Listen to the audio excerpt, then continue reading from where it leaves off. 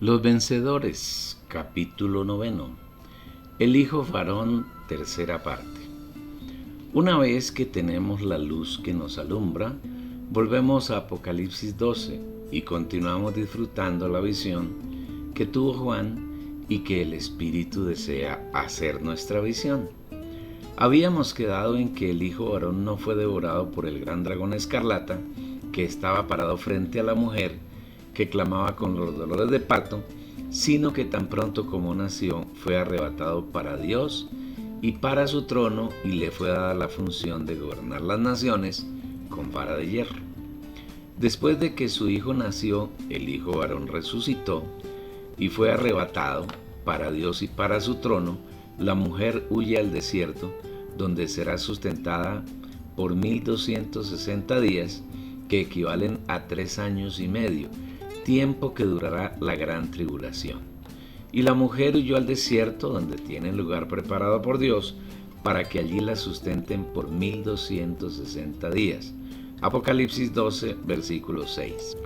Observe que la mujer no fue arrebatada para Dios y para su trono, sino solamente el hijo varón que ella dio a luz, que, como dijimos antes, está conformado por todos aquellos hijos de Dios de todos los tiempos, incluidos el Antiguo y el Nuevo Testamento, que tuvieron un vivir en la tierra que agradó al Señor, pero que debido a que vivieron en diferentes épocas, no alcanzaron a estar vivos para el regreso del Señor y murieron. Si la mujer no es arrebatada, sino que vive al desierto, demuestra que la mayoría de los creyentes que estén vivos al comienzo de la gran tribulación tendrán que pasar por la mayor parte de ella, y solamente cuando se acerque el final de ese periodo serán arrebatados, vivos los que estén vivos y resucitados los que hayan muerto, juntos con los creyentes muertos que no hicieron parte del Hijo varón. Este arrebatamiento no será para el trono de Dios, sino para el aire, como lo anuncia el Espíritu por medio de Pablo en 1 Tesalonicenses 4, versículos 16 y 17. Porque el Señor mismo, con voz de mando, con voz de arcángel y con trompeta de Dios, descenderá del cielo, y los muertos en Cristo resucitarán primero. Luego nosotros, los que vivimos, los que hayamos quedado, seremos arrebatados juntamente con ellos en las nubes, subrayado, para recibir al Señor en el aire, y así estaremos siempre con el Señor. El hecho de que la mujer dé a luz al hijo varón quiere decir que esos santos resucitaron con un cuerpo glorioso y ascendieron. Fueron arrebatados o raptados directamente para el trono de Dios y no a los aires, como ocurrirá con la mayoría de los creyentes cerca del final de la gran tribulación. La mujer, a cambio de ser arrebatada, huye al desierto, donde el Señor la sustenta por 1260 días, es decir, 3 años y medio, que es el período que durará la gran tribulación. En otras palabras, la mujer que está conformada por la mayoría de los creyentes que estén vivos en ese tiempo, tendrá que pasar por la gran tribulación. Los que hayan alcanzado la unidad de la fe, el pleno conocimiento del Hijo de Dios, que hagan parte del hombre de plena madurez y que hayan alcanzado la medida de la estatura de la plenitud de Cristo, serán arrebatados vivos como las primicias. Los demás tendrán que pasar por la difícil época de la gran tribulación, y aunque el Señor los sustente, no quiere decir que no tendrán que pasar por los muchos sufrimientos que anuncia la Biblia. Por eso el Espíritu nos advierte a través del hermano Pedro, porque es tiempo de que el juicio comience por la casa de Dios. Y si primero comienza por nosotros, ¿cuál será el fin de aquellos que no obedecen al Evangelio de Dios? 1 de Pedro 4, versículo 17. Quienes estamos siendo preparados para hacer las primicias, o el hijo varón si fallecemos antes, hoy estamos pasando por el juicio de Dios. Pero los que no se rinden al Señor para que los prepare, son los que no obedecen al Evangelio de Dios. Recuerde que el Evangelio de Dios no es un conjunto de palabrerías que la mayoría de los cristianos anuncian, sino que es una persona, el Señor Jesucristo. Cuando predicamos el Evangelio genuino a otras personas, simplemente les estamos transfiriendo el Cristo que mora en nosotros y del cual estamos llenos, porque día a día buscamos llenarnos de Él. Si hoy aceptamos el juicio de Dios y vivimos bajo ese juicio, que indudablemente nos traerá sufrimientos de distinta índole, seremos la casa de Dios. Y cuando el Señor nos arrebate como las primicias o como el hijo varón, no necesitaremos otro juicio, puesto que ya hemos pasado por él. En este pasaje se pueden ver claramente dos grupos de creyentes: los que obedecen al Evangelio de Dios y los que no lo obedecen. Ninguno de estos dos grupos está conformado por incrédulos, porque de los incrédulos se habla en el versículo siguiente. Esto quiere decir que hay creyentes que no obedecen al Evangelio de Dios, porque no buscan llenarse cada día del Señor ni satisfacerlo, sino que viven en su mente caída, tratando de agradar a Dios según sus puntos de vista, pero no siguiendo al Espíritu, es decir, viven en el viejo hombre.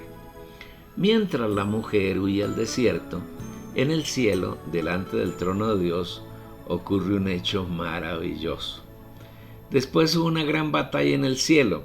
Miguel y sus ángeles luchaban contra el dragón, y luchaban el dragón y sus ángeles. Apocalipsis 12, versículo 7.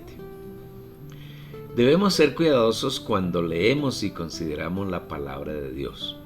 En ella no sobra ni falta una sílaba, ni una palabra.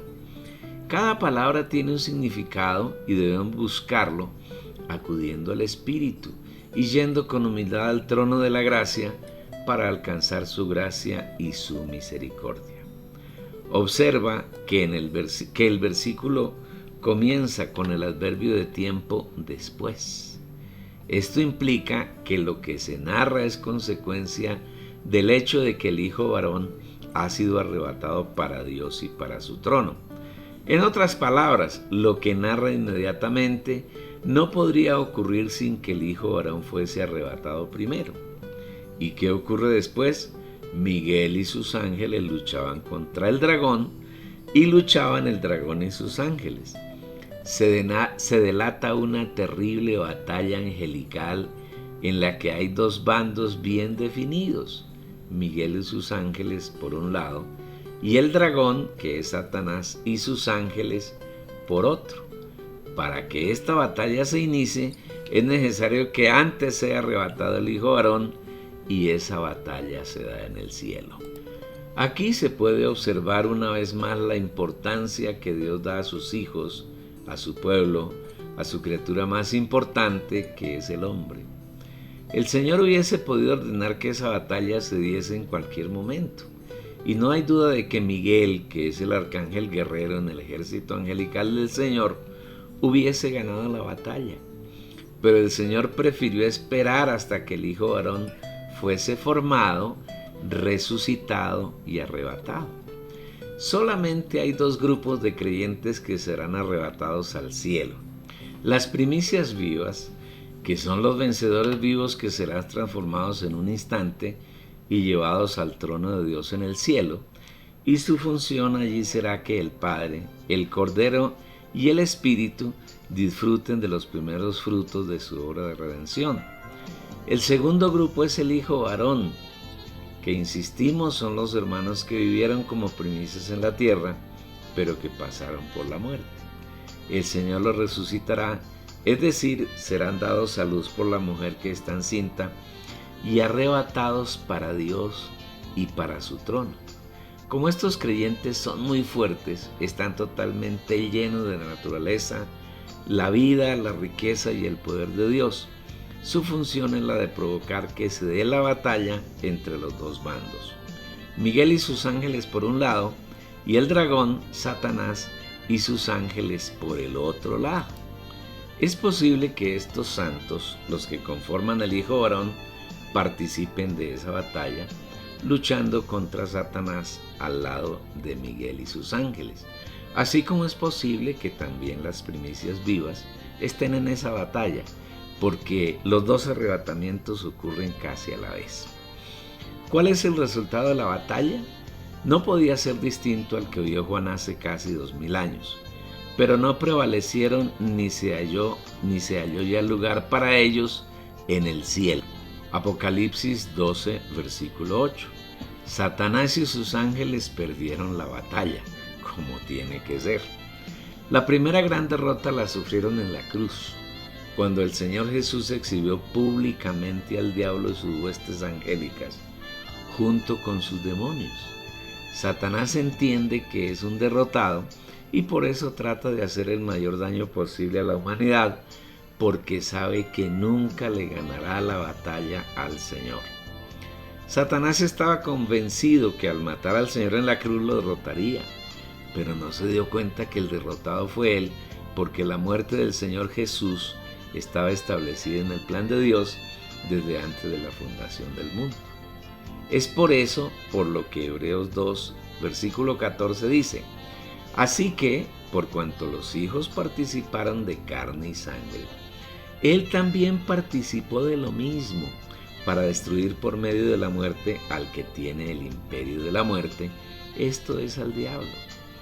El diablo tampoco puede derrotarnos a nosotros, ni a las primicias, ni al hijo varón, porque somos los creyentes que vivimos asidos al Señor, escondidos con Dios en Cristo, siguiendo al Cordero por donde quiera que va. Vivimos en el Espíritu, oyendo la voz del Señor, creciendo en Él, agradándolo por medio de hacer su voluntad, pensando en las cosas del Espíritu, no en las de la carne. Lo máximo que puede hacer Satanás es perseguirnos y tratar de hacernos tropezar, y a veces logra algo cuando nos descuidamos y no permanecemos en el Espíritu. Pero el Espíritu Santo está alerta para redarguirnos y convencernos de que nos arrepintamos, confesamos nuestras faltas, volvemos al Espíritu, nos reconciliamos con el Señor y Satanás y sus huestes quedan totalmente derrotados y aplastados. El hecho de que Satanás pierda esa batalla en el cielo tiene una consecuencia inmediata que la Biblia nos refiere en el siguiente versículo. Y fue lanzado fuera el gran dragón, la serpiente antigua, que se llama Diablo y Satanás, el cual engaña al mundo entero. Fue arrojado a la tierra y sus ángeles fueron arrojados con él. Apocalipsis 12, versículo 9. Hasta el momento en que el hijo varón sea arrebatado, Satanás tiene acceso al cielo. Por favor, no se escandalice.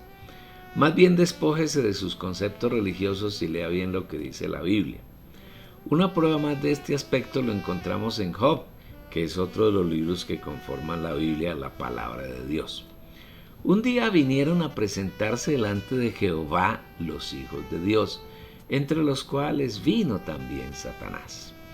Aconteció que otro día vinieron los hijos de Dios para presentarse delante de Jehová, y Satanás vino también entre ellos, presentándose delante de Jehová. Job 1, versículo 6 y capítulo 2, versículo 1.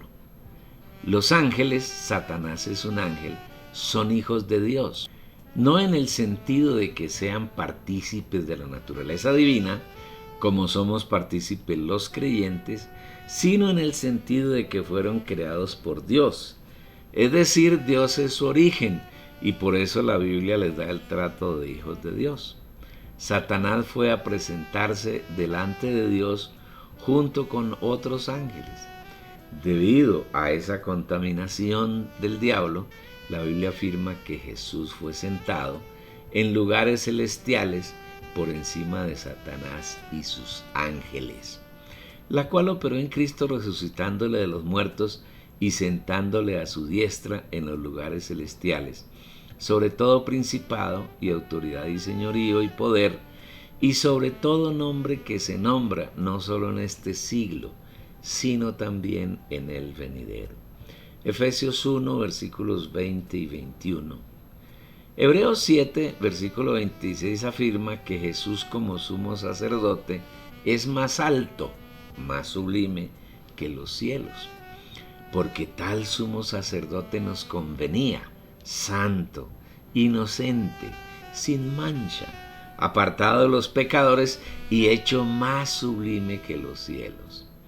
Esto implica que nadie puede estar por encima del Señor nuestro Dios. No obstante, el enemigo sí accede al cielo, pero cuando el Hijo varón sea arrebatado para Dios y para su trono, inmediatamente se dará la batalla y Miguel y sus ángeles junto con el Hijo varón y tal vez con las primicias lo lanzarán de allí, y ese lanzamiento será a la tierra. Cuando en esa batalla ocurra la derrota y el lanzamiento de Satanás y sus ángeles, se produce inmediatamente un clamor. Entonces oí una gran voz en el cielo que decía: ahora ha venido la salvación, el poder y el reino de nuestro Dios y la autoridad de su Cristo. Porque ha sido lanzado fuera el acusador de nuestros hermanos, el que los acusaba delante de nuestro Dios día y noche. Apocalipsis 14, versículo 10. Qué maravilloso es el Señor. Qué amor y qué destino les ha dado a algunos de sus hijos. Solamente después de que son raptados el Hijo varón y las primicias, es que se emite esta voz anunciando un hecho por demás anhelado.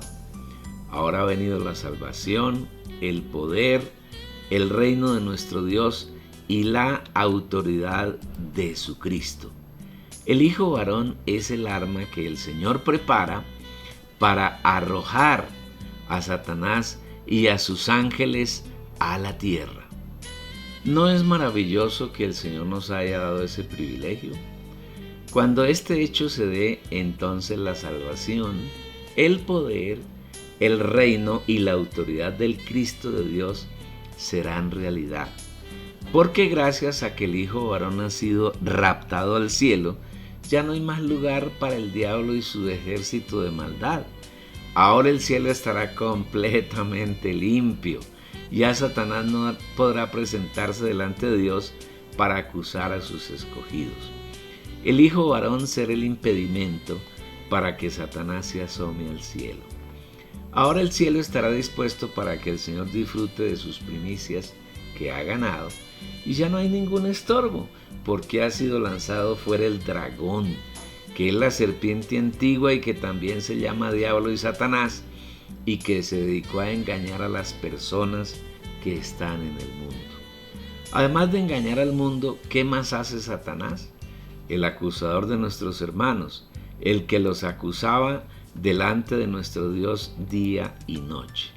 Él está pronto para acusar a los creyentes delante del Señor y lo hace a toda hora, de día y de noche.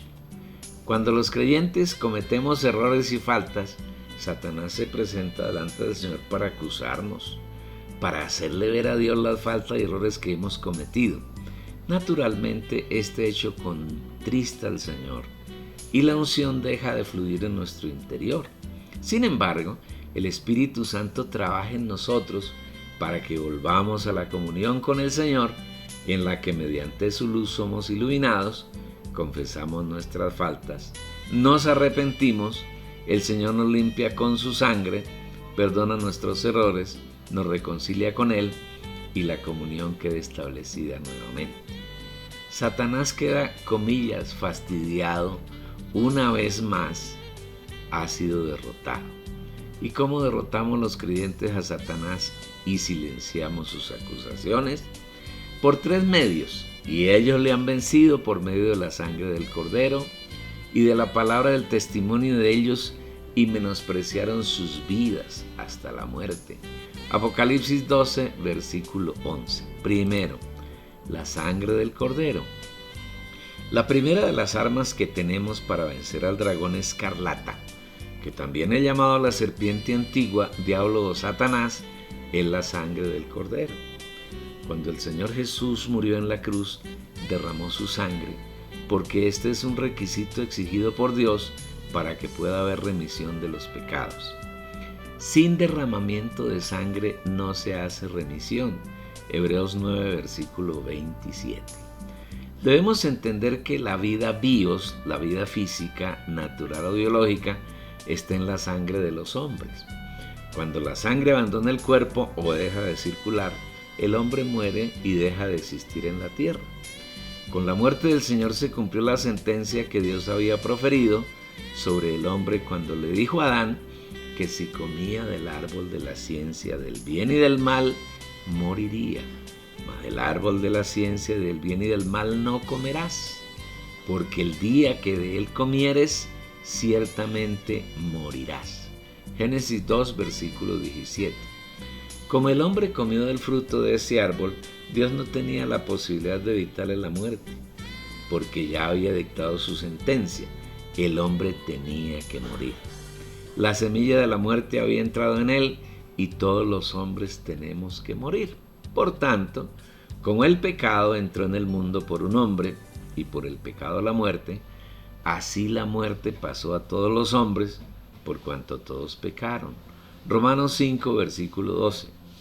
El Señor Jesús con su muerte nos reemplazó y nos identificó con Él, a quienes heredamos la vida eterna, y gracias a su muerte, a los ojos de Dios, nosotros ya cumplimos la sentencia en Jesús, ya morimos con Él en la cruz hace 2000 años. Para que se produjera la muerte del Señor Jesús, Él derramó su sangre. Pero el derramamiento de esa sangre no es común, sino que su sangre es eternamente eficaz para la remisión de nuestros pecados. Y el Dios de paz que resucitó de los muertos a nuestro Señor Jesucristo, el gran pastor de las ovejas, por subrayado, la sangre del pacto eterno, al que nos amó y nos lavó de nuestros pecados con su sangre. Hebreos capítulo 13, versículo 20 y Apocalipsis 1, versículo 5. Siempre que cometemos alguna falta, el Espíritu dentro de nosotros nos compunge y asimismo gime, para que nosotros nos volvamos a la comunión con el Señor, seamos iluminados con su luz, confesemos, nos arrepintamos e inmediatamente seamos perdonados, limpiados con su sangre eficaz y reconciliados con Dios. Pero si andamos en luz como Él está en luz, tenemos comunión unos con otros, y la sangre de Jesucristo su Hijo nos limpia de todo pecado. Primera de Juan 1, versículo 7. Inmediatamente después de que cometemos un error, Satanás se presenta delante de Dios para acusarnos y viene a nosotros a tratar de atormentarnos, a decirnos que somos pecadores, que no tenemos remedio, que nunca alcanzaremos la salvación, que jamás podremos agradar al Señor ni cumplir su plan. Como nosotros no ignoramos sus maquinaciones, cuando tenemos el sentir en nuestro interior de que la unción ha dejado de funcionar, cuando nos sentimos secos, buscamos inmediatamente la comunión con nuestro Señor. Él entonces nos ilumina y nos muestra dónde está el problema. Nosotros nos arrepentimos y confesamos cabalmente nuestro error, nos reconciliamos con el Señor y con las personas que hemos ofendido, si hay algún ofendido, y Satanás queda callado, derrotado y avergonzado. De esa manera lo vencemos por medio de la sangre del Cordero. Tenemos que decirle que esa falta que hemos cometido es limpiada por la sangre del Señor Jesús. Segundo, la palabra de nuestro testimonio. Es la segunda herramienta que el Señor nos ha provisto para que podamos vencer al diablo, el gran dragón escarlata, la serpiente antigua, Satanás. La parte de nuestro ser que Satanás más anhela poseer es la mente, porque ella es la rectora del alma y por medio de la mente puede gobernarnos si nosotros se lo permitimos. Una de las estrategias más sutiles que utiliza para atacar nuestra mente es la de hablarle. En nuestra mente diariamente hay un desfile de pensamientos malos y buenos que proceden de él. Bombardea nuestra mente infundiéndole temores, inseguridad, dudas, incertidumbre del futuro, miedo de que nos ocurran cosas desagradables tales como accidentes, tragedias y tantas cosas de ese estilo. A veces nos acusa de cosas que no hemos cometido y si las cometemos la acusación es mayor. De tal manera que si no lo atacamos y lo vencemos, destruye nuestra fe, y hasta nos lleva a la esquizofrenia y a la locura. Si somos religiosos y vivimos sometidos a las reglas que los hombres imponen en las religiones, la violación de una sola de esas normas da lugar a que vivamos un estado de desesperación y angustia que él aprovecha muy bien para acusar a las personas y tratar de llevarlas al caos y al desespero. Pero el Señor nos ha dado un arma muy eficaz contra esos ataques, la cual es su palabra. Pero esa palabra no es una simple repetición mental de frases bíblicas, como hacen la mayoría de los cristianos de hoy, sino que la palabra de Dios debe hacerse real en nuestra experiencia y en nuestro vivir diario. Por eso el Espíritu Santo nos da un consejo al respecto. La palabra de Cristo mora en abundancia en vosotros, enseñándoos y exhortándoos unos a otros en toda sabiduría, cantando con gracia en vuestros corazones al Señor, con salmos e himnos y cánticos espirituales. Colosenses 3, versículo 16. El verbo morar indica que la palabra ha sido experimentada por el creyente. Es una realidad en su vivir diario. Esa palabra ha penetrado hasta lo más profundo de su ser, ha tocado su espíritu y en él se ha convertido en la luz de Dios. Esa palabra nos alumbra y nos muestra el camino por el que debemos andar cada día. Y cuando Satanás ataca nuestra mente, inmediatamente la proclamamos, la confesamos y él no tiene otro camino distinto al vivir. A esto se refiere el Espíritu Santo cuando a través de nuestro hermano Pedro nos anima. Sed sobrios y velad, porque vuestro adversario, el diablo, como león rugiente, anda alrededor, buscando a quien devorar, al cual resistid firmes en la fe. Primera de Pedro 5, versículos 8 y 9. Resistir al diablo firmes en la fe es vencerlo por medio de la palabra que mora en nosotros y que se ha convertido en nuestro testimonio. Esta es la palabra que se ha hecho vida y realidad en nosotros, y cuando le hablamos con esta palabra, él no tiene otro camino que huir, y nosotros nos hacemos fuertes. Somos la realidad del Hijo varón, y si morimos antes de la venida del Señor, seremos resucitados y raptados para Dios y para su trono.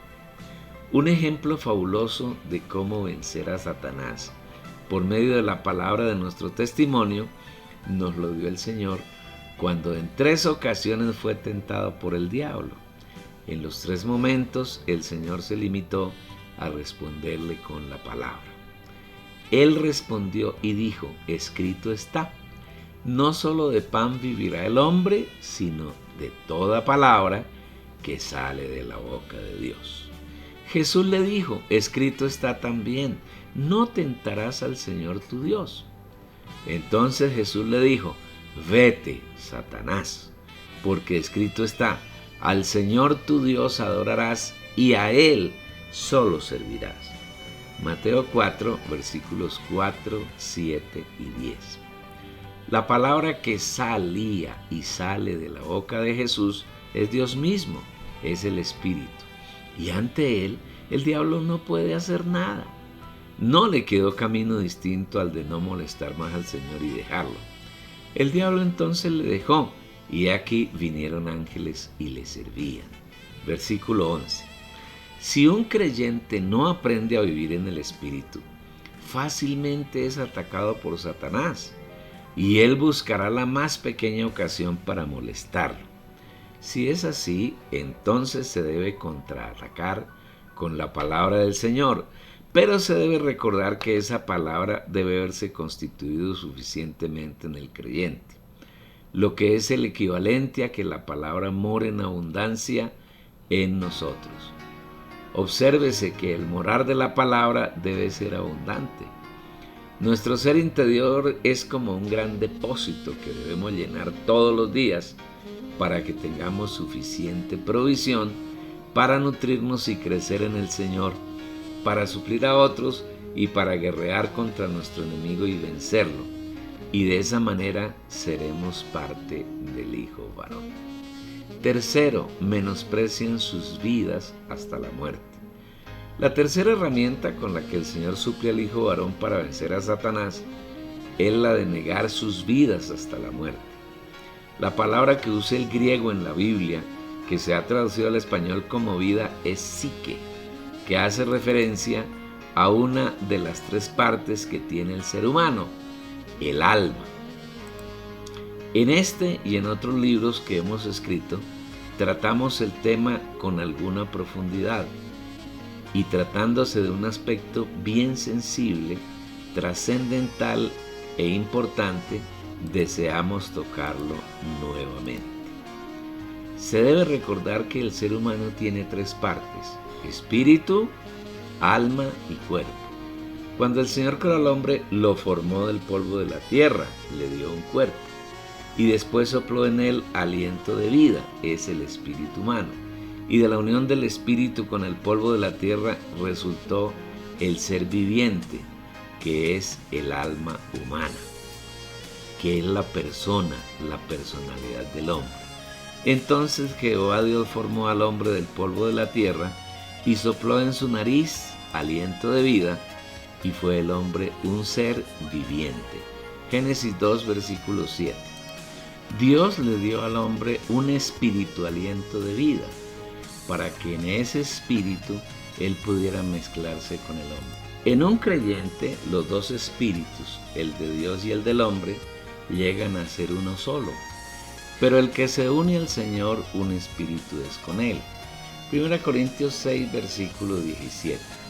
Y desde allí el Señor quiere llenar el alma del hombre que lo ha recibido. A la primera etapa, la salvación del espíritu humano, la Biblia le llama regeneración, y ocurre en el instante en que la persona cree en el Señor Jesús y lo recibe. La segunda etapa, la de la salvación del alma, puede durar toda la vida del creyente en la tierra si éste se dispone para que el Señor llene el alma de su espíritu, o los 3 años y medio de la gran tribulación si el creyente está vivo en esa época y no fue tomado como las primicias, o 1000 años del reino milenario si el creyente no se dispone para el Señor mientras vive en la tierra.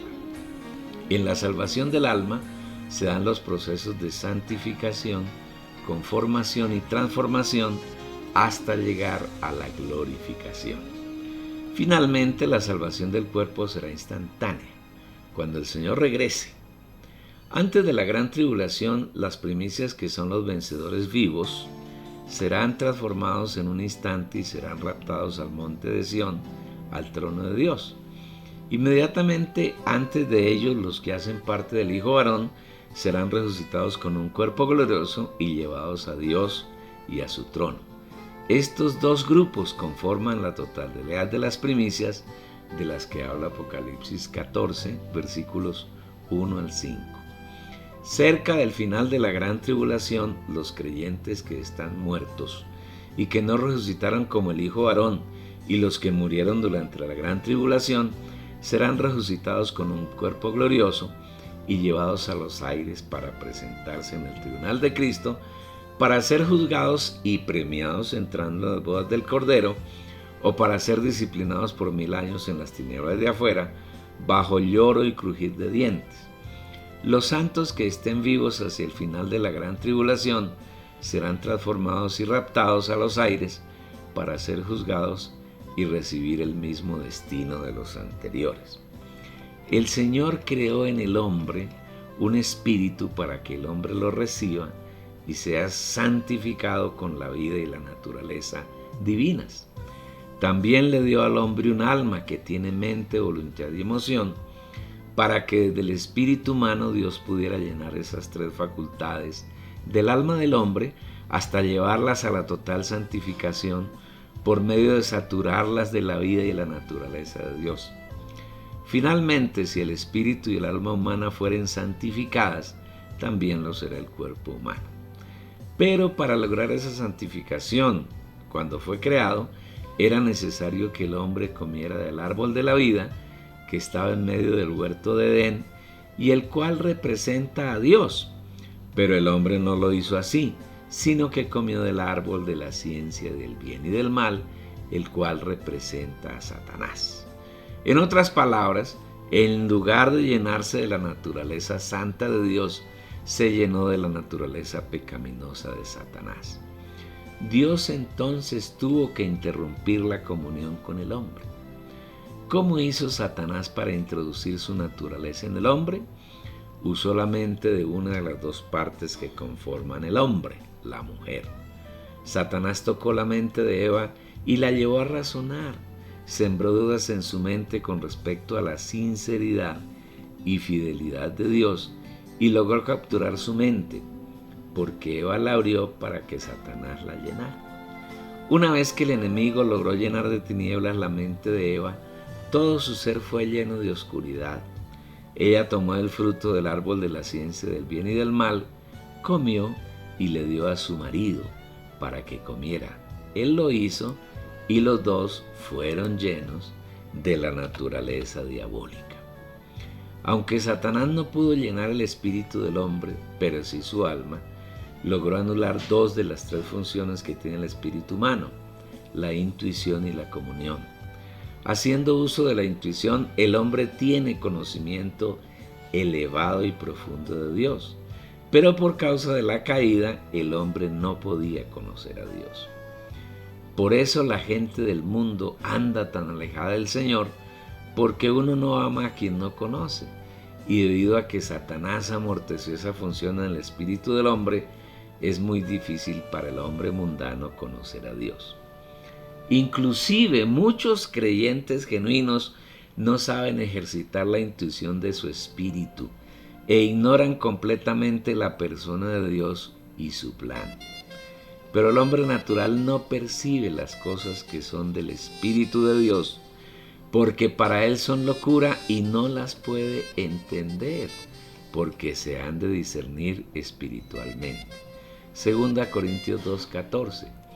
El hombre natural es un hombre almático que vive en su alma humana caída, que no sabe tocar ni ejercitar su espíritu y por ese motivo nunca puede entender las cosas que pertenecen al espíritu.